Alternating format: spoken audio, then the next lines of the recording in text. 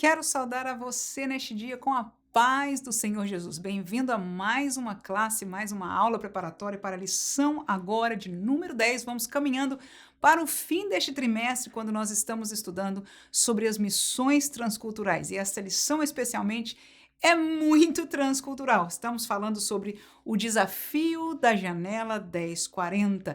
E nós vimos pelo comentarista, ouvimos e sabemos mais uma vez que nesta janela, neste espaço, não é, do nosso globo, está localizada as três maiores religiões não cristãs do nosso mundo demográfico que vivemos. E com base nisso, nós dividimos o nosso estudo em três tópicos. São eles: vamos falar primeiramente da batalha espiritual que existe nas missões da janela 1040. Em segundo lugar, nós vamos falar sobre os desafios das missões na janela 1040. E este tópico nós vamos falar caminhando com o mesmo pensamento do comentarista da lição, enquanto no primeiro tópico nós estaremos falando de uma forma exclusiva para você, professor, como um recurso aqui no nosso canal. E terminaremos a nossa lição com as estratégias para as missões na janela 1040. Duas delas foram apresentadas na nossa lição, no entanto, uma nós estaremos apresentando com você porque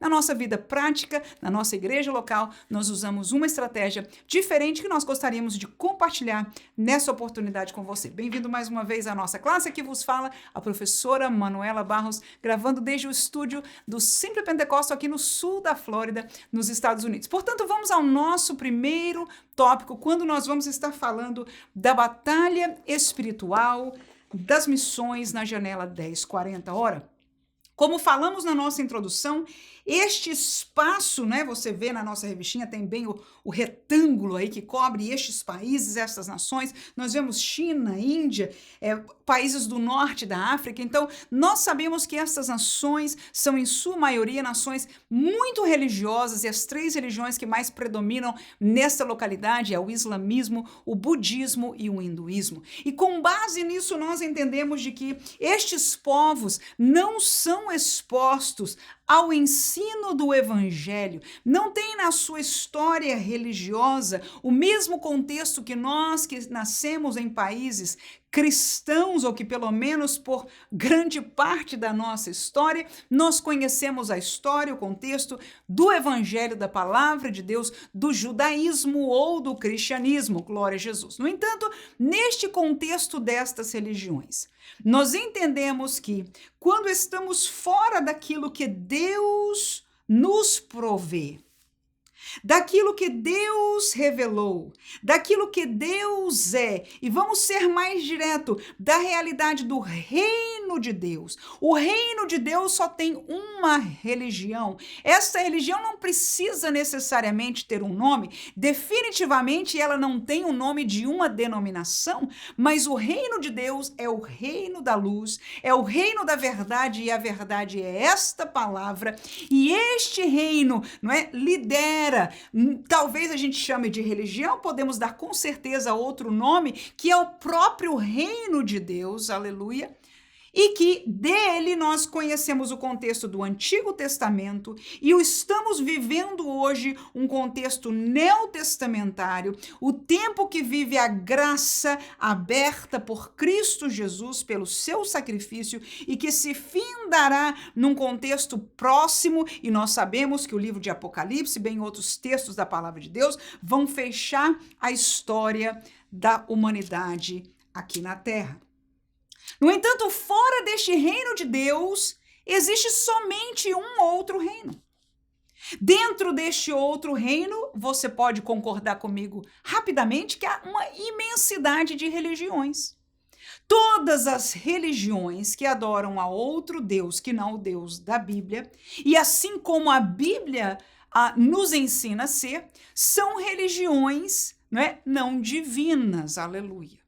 Não do reino da luz. E falando em reino espiritual, se não é da luz, é das trevas. É difícil para nós humanamente, porque nós sabemos que por trás, ou melhor dizendo, pela frente do reino espiritual, o que nós enxergamos são pessoas, são seres humanos. Mas hoje eu desafio a cada um de nós, porque os missionários que ali estão entendem isso na prática muito bem. Eu me lembro de alguns testemunhos de meu pastor ou outros da equipe missionária que algumas vezes de nossa igreja foram ali à África, uma viagem missionária que o pastor da minha igreja fez à Índia, quando ele reconta determinadas experiências espirituais e a realidade do hinduísmo, como a questão de ter transes espirituais, possessões, é uma coisa do dia a dia, da naturalidade daquela religião. Eles talvez não vejam da maneira, não as entendam como nós o vemos, mas essa é uma realidade que ele pôde verificar caminhando e vivendo aqueles dias naquele país. Então vamos à batalha espiritual nas missões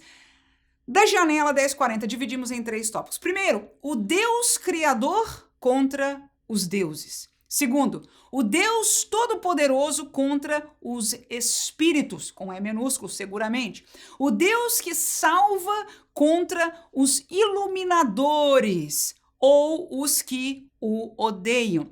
Nestes tópicos, nestes subtópicos, melhor dizendo, eu vou esclarecer para nós a batalha que, num contexto espiritual, estas religiões levantam naquelas pessoas que são amadas por Deus. Deus quer revelar o evangelho a ela, e nessa semana, como nós estamos estudando sobre isso, a missionária Vânia, que trabalha conosco neste canal aqui, me mandou um artigo, dentre os muitos que eu já tinha lido, mas bem recente nesta guerra que está acontecendo ali no Oriente Médio, como Jesus tem se revelado por sonhos e como alguns daqueles que estão nesta religião islâmica estão conhecendo e vindo à fé em Jesus Cristo pela revelação que ele tem feito ali, porque ele ama aquelas almas, aleluia. Portanto, as missões ali, glória a Deus, está no coração de Deus e Deus continua agindo ali também para a glória do Senhor. Mas a batalha espiritual é muito forte e as fortalezas religiosas,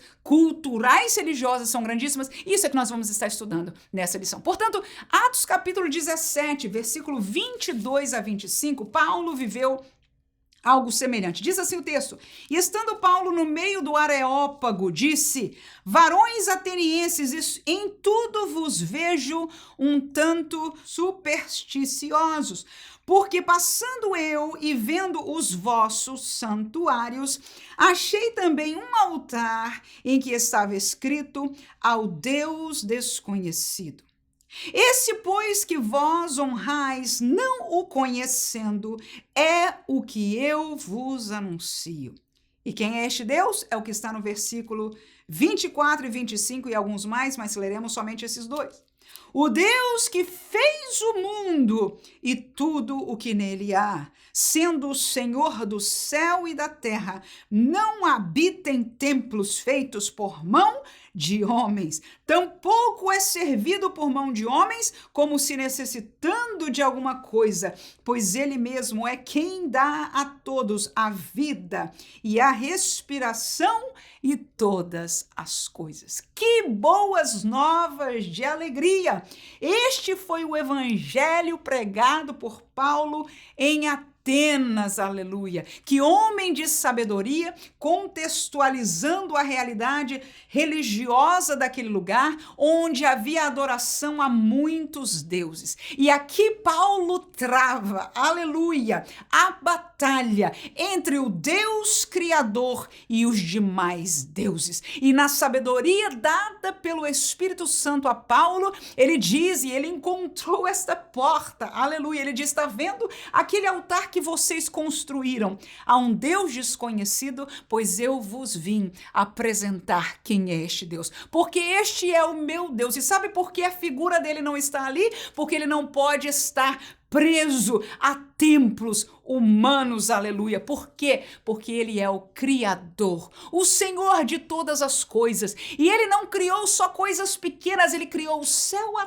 terra, e é por causa dele. Ele dá a vida e a respiração, aleluia, e todas as coisas. Então, o poderio, a grandeza do Deus que nós servimos, do Deus que nós apresentamos, o amor deste Deus por todo o mundo, que o fez enviar a Jesus para que todo aquele que nele cresce não pereça, mas tivesse a vida eterna, é o Deus que nós apresentamos e é este Deus que os missionários que trabalham nesta área apresentam e espiritualmente eles propõem, porque estas áreas estão cheias de outros deuses e divindades. Aleluia! Mas nós apresentamos o Deus desta palavra, o Deus que é maior, o Deus criador. Esta é a primeira batalha. Segunda, o Deus todo-poderoso contra os espíritos. E eu te levo também a uma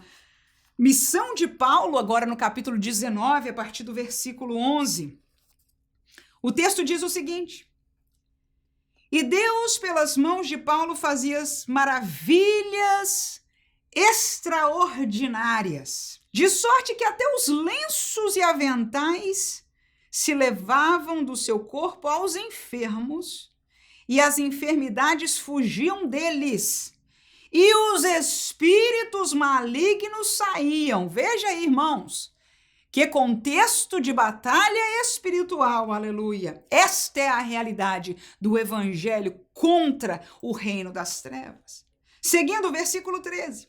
E alguns dos exorcistas judeus ambulantes tentavam invocar o nome do Senhor Jesus sobre os que tinham espíritos malignos, dizendo: esconjuro-te por Jesus a quem Paulo prega. E os que faziam isto eram 7 filhos de Seva, judeu, principal dos sacerdotes. Respondendo, porém, o espírito maligno disse: conheço a Jesus e bem sei quem é Paulo. Mas vós quem sois? E saltando neles o homem que tinha o espírito maligno, assenhorando-se de 2, pôde mais do que eles, de tal maneira que nus e feridos saíram daquela casa, e foi isso notório a todos que habitavam em Éfeso, tanto judeus como gregos, e caiu o temor sobre todos eles. E o nome do Senhor Jesus era engrandecido. E muitos dos que tinham crido vinham confessando e publicando os seus feitos. Também muitos dos que seguiam artes mágicas trouxeram os seus livros, aleluias, e os queimaram na presença de todos. E feita a conta do seu preço, acharam que montava a 50.000 peças de prata.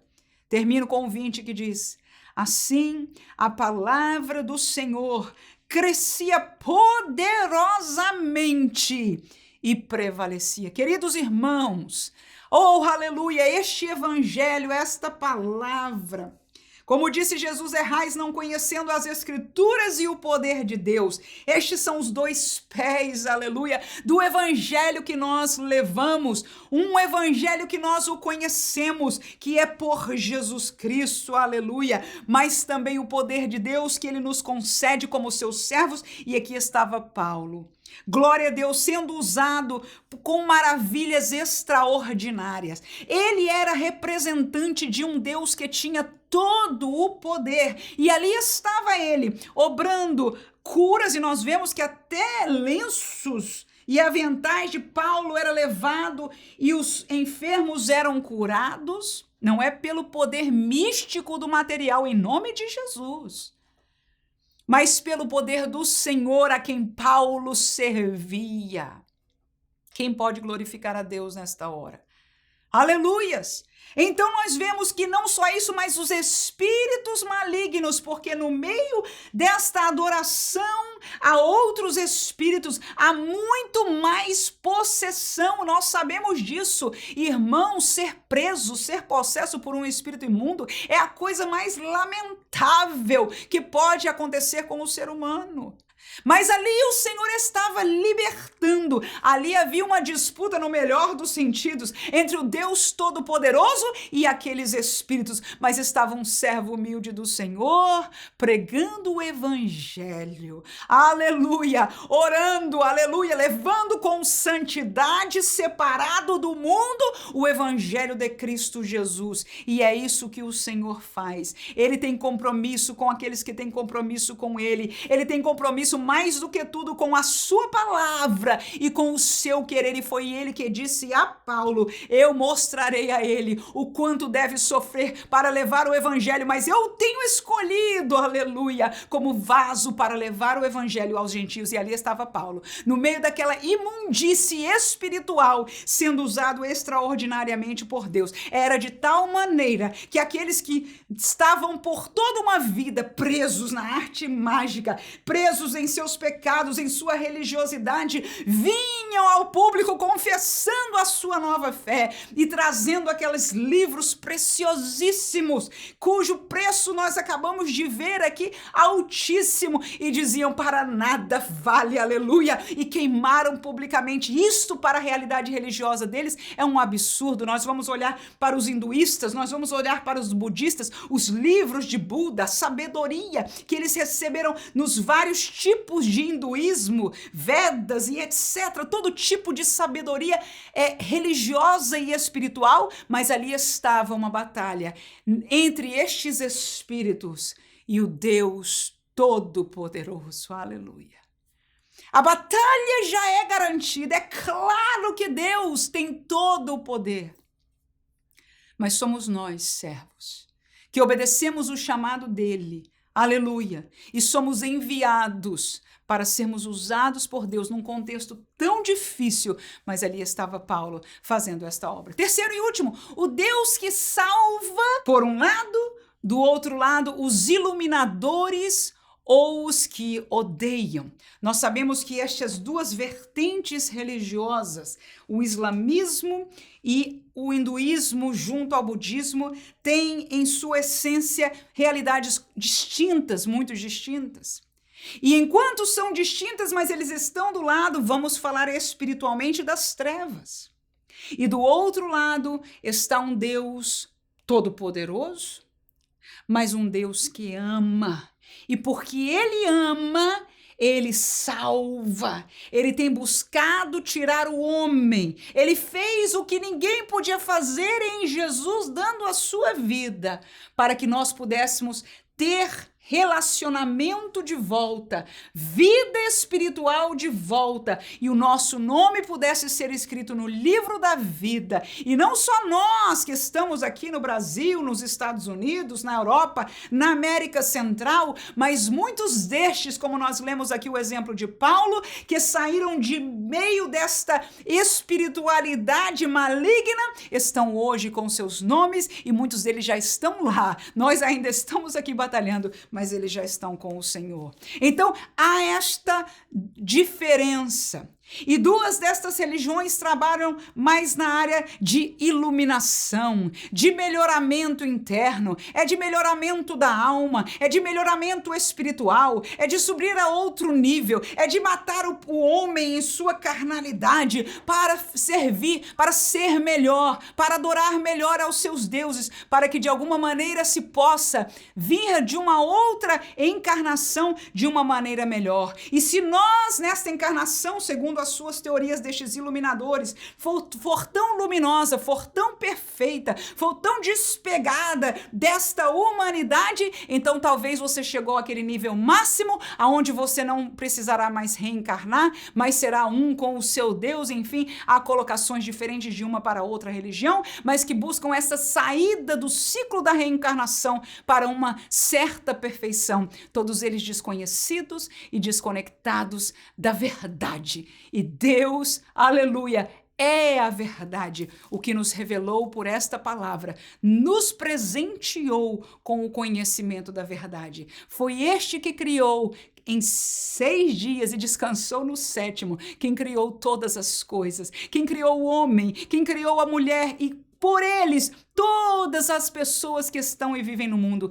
Esta é a verdade. E este Deus salva, quer salvar e ama. Vamos aos textos bíblicos. 2 Coríntios capítulo 11, versículo 14 e 15 diz o seguinte: e não é maravilha, porque o próprio Satanás se transfigura em anjo de luz.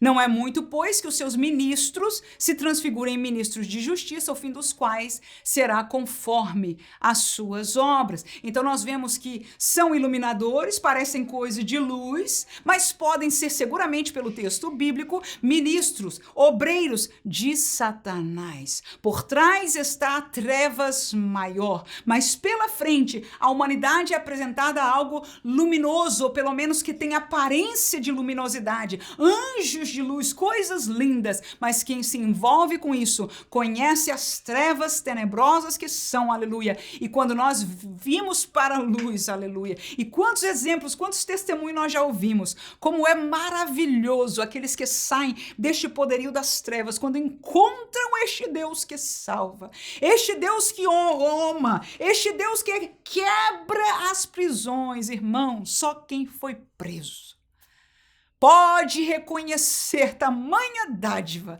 mas o Senhor continua fazendo, e este é o nosso Deus, e é o Deus que nós, como missões, apresentamos à janela 1040. João capítulo 10 e versículo 10 ainda diz: o ladrão não veio senão a roubar, a matar e a destruir, mas eu vim para que tenham vida e a tenham com abundância. Então há um outro rumo religioso, que matar para ele é normal. Eles querem matar e exterminar toda uma raça que leva o nome do Deus que eles acreditam que é mais para eles, mas o Deus deles os manda pelas suas sagradas escrituras matar este outro povo, aleluia. Nós entendemos de que este povo mata se eles próprios mesmos não têm piedade de sua própria população em nome de uma guerra santa ou o que quer que seja. Nós entendemos espiritualmente pela palavra de Deus, não é porque ninguém aqui que é crente tem sabedoria espiritual em si mesmo,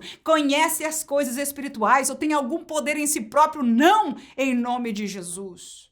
O nosso entendimento vem da palavra de Deus. E este simples texto que nós lemos já nos garante que o ladrão, o inimigo, Satanás, aleluia, o desejo dele é sempre de roubar, é sempre de matar e é sempre destruir. Não é à toa que as religiões das trevas, muitas vezes, como uma delas que nós estamos mencionando, tem em sua índole o ódio e matar e tirar as vidas. Portanto, nós apresentamos um Deus que ama e que salva contra estes deuses que neste mundo demográfico estão focalizando em coisas completamente diferentes. Mencionamos a realidade, portanto, no primeiro tópico da batalha espiritual das missões da janela 1040. E ainda uma dica especial para os professores. Neste contexto, nós vamos estar dando na nossa live de sábado à noite às 21 horas, horário de Brasília. Nós, neste canal, nos reunimos. Já são muitos professores que a cada sábado estão junto conosco e eu espero que você possa também fazer parte. E se você, por acaso, não puder fazer parte por causa do seu horário, seus compromissos, mas quiser assistir o vídeo depois, fique bem à vontade, porque o vídeo vai estar disponível para você aqui no nosso canal. Segundo tópico, os desafios das missões da janela 1040. Como dissemos, este tópico nós vamos em caminho com a nossa revistinha, que vamos tratar de três realidades: a realidade sociocultural, a realidade da religião e a realidade da perseguição. Vamos a alguns versículos bíblicos. Lucas 15:14, o texto diz o seguinte: e havendo ele gastado tudo, houve naquela terra uma grande fome e começou a padecer necessidades. Ainda que este versículo não tem nada a ver com a questão das missões da janela 1040, nós vemos que aquele filho pródigo, tendo gastado tudo, começou a padecer fome, necessidade. E esta realidade de fome e necessidade é uma realidade que permeia estas nações, aleluia. Então nós sabemos, como foi proposto na nossa lição, que muitos trabalhos que são filantrópicos em natureza, ou seja, que vem a servir de ajuda à necessidade vivida daquela população, pode ser porta aberta para que o evangelho lhes possa ser apresentado. Ainda falaremos de Mateus capítulo 25 e versículo 44, que o texto diz o seguinte: então eles também lhe responderão dizendo: Senhor, quando te vimos com fome ou com sede, ou estrangeiro, ou nu, ou enfermo, ou na prisão, que não te servimos? Mais uma vez, um texto descontextualizado, mas para mostrar de que servindo ao Senhor, ou seja, trabalhando, ajudando na fome, na sede, ou ajudando ao estrangeiro, ou aquele que está enfermo, como foi o exemplo dado nesta lição acerca desta organização que forma médicos para ajudar estas nações, para levar o evangelho, usando a sua profissão como porta de entrada ali, não é? Nós estamos também fazendo a obra de Deus, diretamente servindo ao Senhor através deste propósito. A segunda realidade destes países, a primeira é sociocultural, a segunda é a questão da religião. Nós já falamos um pouco disso acerca no primeiro tópico das batalhas espirituais, mas leamos ainda este texto de Atos, capítulo 14, versículo 11, diz o seguinte: as multidões, vendo o que Paulo fizera, levantaram a sua voz dizendo em língua licaônica: fizeram-se os deuses semelhante aos homens e desceram até nós. E chamavam Júpiter a Bernabé e Mercúrio a Paulo, porque este era o que falava. E o sacerdote de Júpiter, cujo templo estava em frente da cidade, trazendo para a entrada da porta touros e grinaldas, queria com a multidão sacrificar-lhes.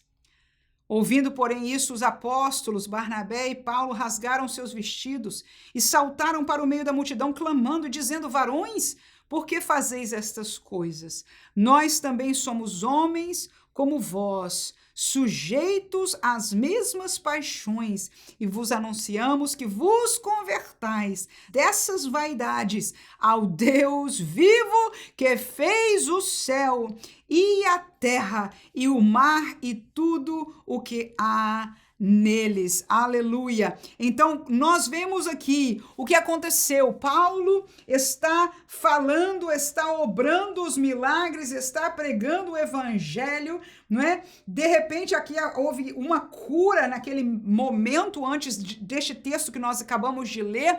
Por causa daquela cura, as pessoas, conhecendo a sua religião, disseram: não é outra coisa, os deuses vieram até nós e começaram a querer sacrificar a Paulo e a Barnabé, lhe deram um nome de divindade, ou seja, estava ali o templo de Júpiter na frente da cidade, disse: Barnabé, Júpiter, vamos sacrificar a ele. Então veja que a questão da religiosidade os levaram a ver o que era maravilhoso e deram este nome, mas os servos do Senhor disseram: não há nada especial em nós, o que há especial é no Deus que nós vos apresentamos, o Deus que criou o céu e a terra. Olha aqui para a nossa pele, olha aqui para a nossa carne, nós somos sujeitos às mesmas paixões que você, mas vos clamamos a deixar estas vaidades. Quem enche? Os vossos deuses, os vossos iluminismos, as vossas orações, as vossas tentativas de melhoramento, tudo isso que vocês estão pensando religiosamente que vos está levando melhor. Eu apresento um Deus maior, aleluia. E esta é a realidade da religião nestes países. Deixo ainda Atos 19:35 que diz: então o escrivão da cidade, tendo apaziguado a multidão, disse: varões efésios, qual é o homem que não sabe que a cidade dos Efésios é guardadora do templo da grande deusa Diana e da imagem que desceu de Júpiter? Tá aí uma outra realidade. Paulo foi confrontado, o pessoal estava já perseguindo ele ali, e alguém com sabedoria dissipou a multidão com estas palavras. Como quem diz: nós sabemos que aqui está o centro da adoração da deusa, está o templo da guardadora, né? Da cidade dos Efésios, da grande deusa Diana, cuja imagem desceu de Júpiter. Imagina, todas são essas realidades de religiões pagãs, aleluia. Esta realidade, irmãos, é o que você anda nas ruas destes países e você encontra pessoas que não têm dinheiro para a comida da sua família, mas oferecem comida, carne, que em alguns lugares são deuses, animais, não para comer, para saciar a sua sede, mas oferecendo aos deuses. E ali meditando, tendo transes, tentando agradar, tentando se iluminar. Irmãos, que tristeza. Esta é a prisão e o engano do diabo, mas pela graça de Deus há um poder maior que até hoje continua libertando estas preciosas preciosas almas para a glória do nome do Senhor. Em terceiro lugar, a realidade da perseguição. 14 de Atos e versículo 19, o texto diz, naquele mesmo contexto que estávamos lendo, sobrevieram, porém, uns judeus de Antioquia e de Icônio, que tendo convencido a multidão, aquela multidão que queria sacrificar a Paulo e a Barnabé, apedrejaram a Paulo e o arrastaram para fora da cidade, cuidando que estava morto. Esta é a realidade do missionário. O missionário que leva a palavra de Deus, aleluia, ele vai viver uma realidade de perseguição. A realidade é que nós que tomamos o lado do Senhor e do Evangelho, até mesmo onde nós estamos, se nós nos levantamos pela verdade, aleluia, sofreremos perseguição, mas ninguém pode pela verdade. E Deus tem poder maior do que os outros deuses e que toda potestade do maligno só estaremos mortos quando Deus quiser. E aquela hora não foi a hora de Paulo. Eles pensavam que Paulo já estava morto, apedrejado, mas não foi o tempo dele. Ainda que anos depois, aquela navalha decapitou o pescoço daquele servo de Deus. Aquele era o tempo de Deus. A perseguição nunca parou, mas enquanto o Senhor não quiser, aleluia, os milagres acontecerão para que a glória seja dada para sempre ao Senhor e estes servos sejam, como Paulo diz, cheguei até o fim e fui fiel, aleluia, ao Senhor. Terceiro e último tópico, nós vamos estar falando de estratégias agora para as missões. Duas delas, como disse, são apresentadas para nós na nossa revista e uma nós gostaríamos de compartilhar com os irmãos. A primeira delas, sem dúvida alguma, é oração.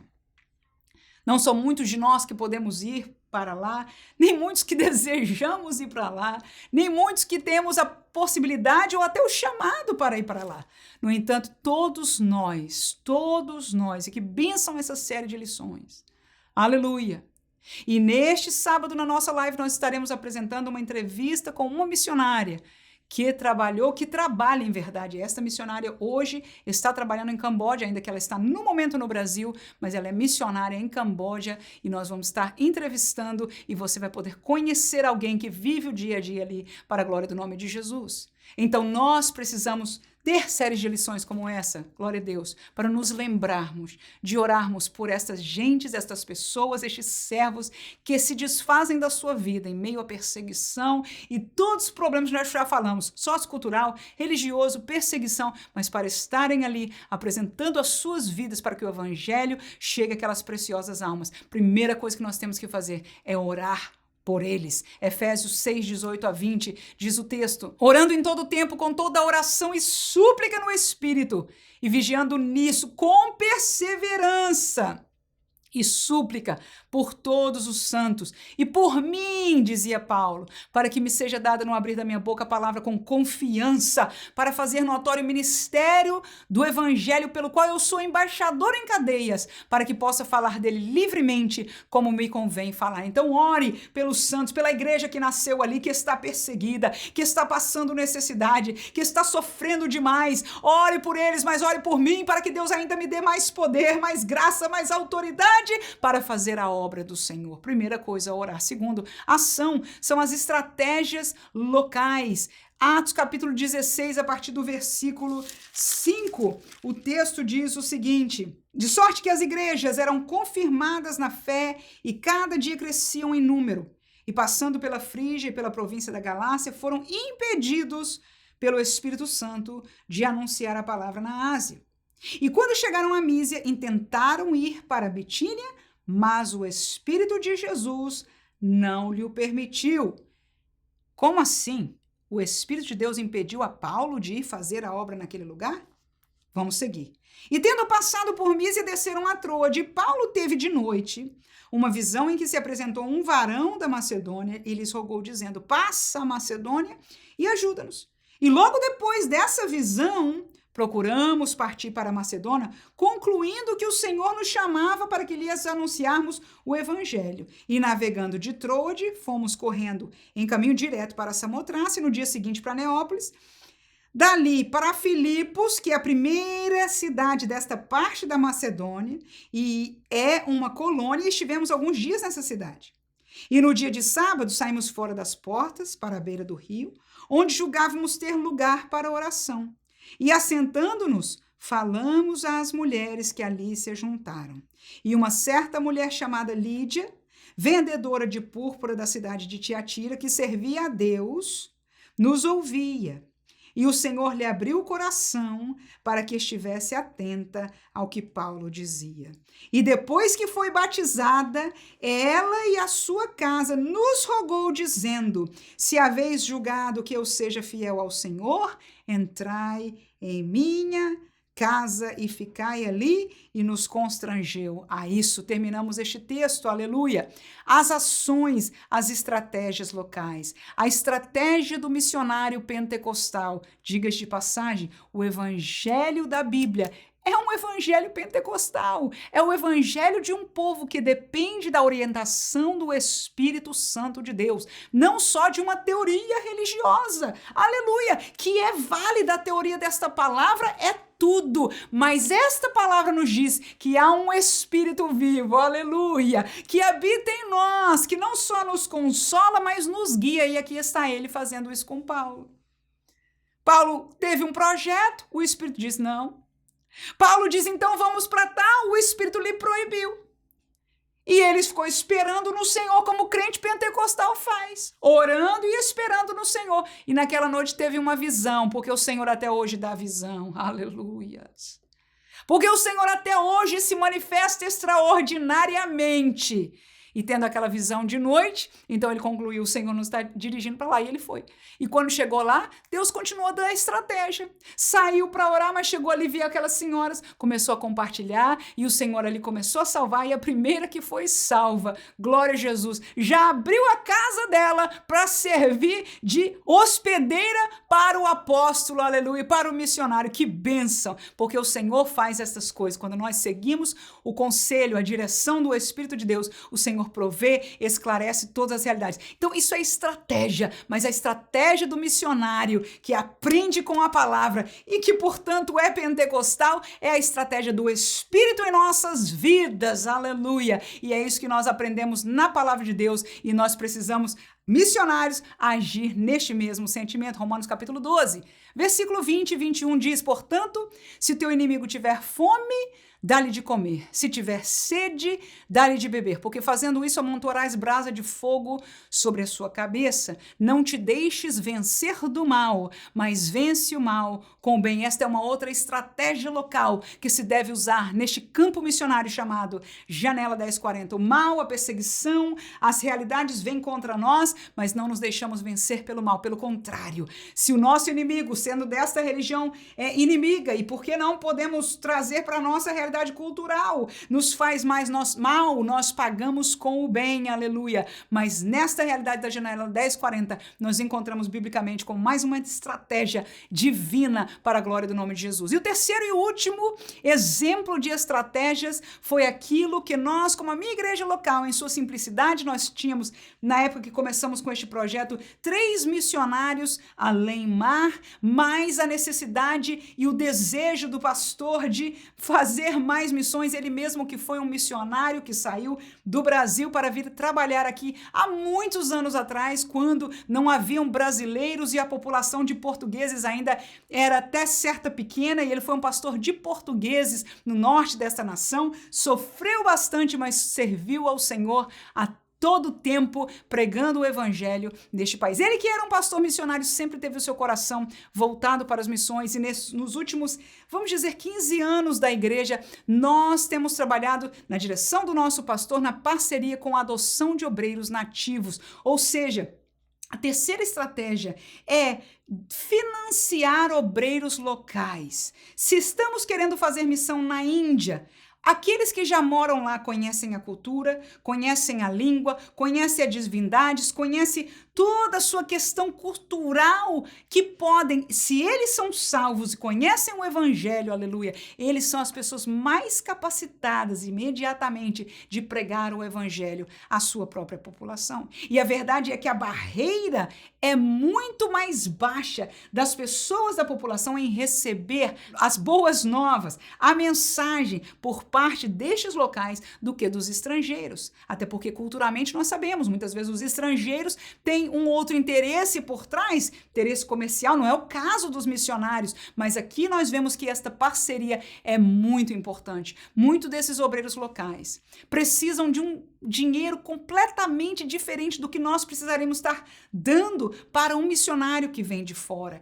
A maneira que eles vivem na simplicidade da população, com pouca finança, eles podem fazer muito mais. Podem deixar o trabalho secular, né, do seu dia a dia e viver para pregar, para ensinar, para discipular. Muitos deles, com poucas finanças, também abrem obras filantrópicas, abrem orfanatos ali na Índia e com o dinheiro que nós enviamos do Brasil ou aqui dos Estados Unidos, igrejas em todo o mundo que enviam, estes obreiros locais podem fazer produtivamente muito mais do que às vezes um missionário que vai. Claro, se Deus nos chama, se alguém tem este chamado missionário para ir, glória a Deus e aleluia. Mas uma outra estratégia é abençoá-los com o nosso financiamento, porque muitos estão em países da Europa, cuja língua é dificílima, mas com o coração fervendo e às vezes tem que estar preso ao seu trabalho, não podem se dar ao ministério, às vezes estão no ministério e tem que diminuir a sua carga, porque precisam suprir para a sua família. Então, essa parceria foi algo que nós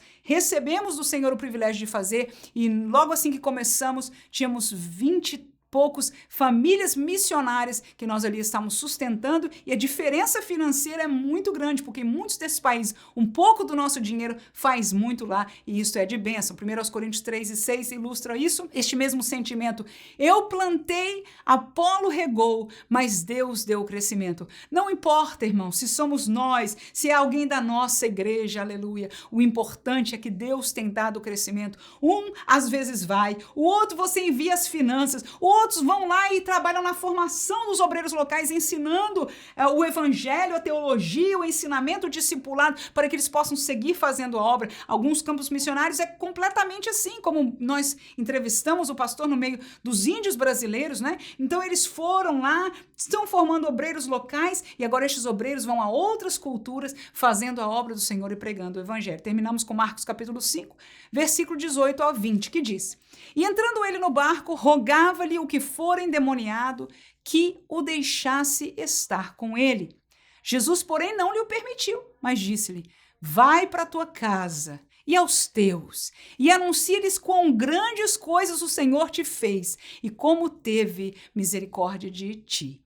E ele foi e começou a anunciar em Decápolis quão grandes coisas Jesus lhe fizera, e todos se maravilhavam. Amém. Que exemplo foi esse? O endemoniado gadareno.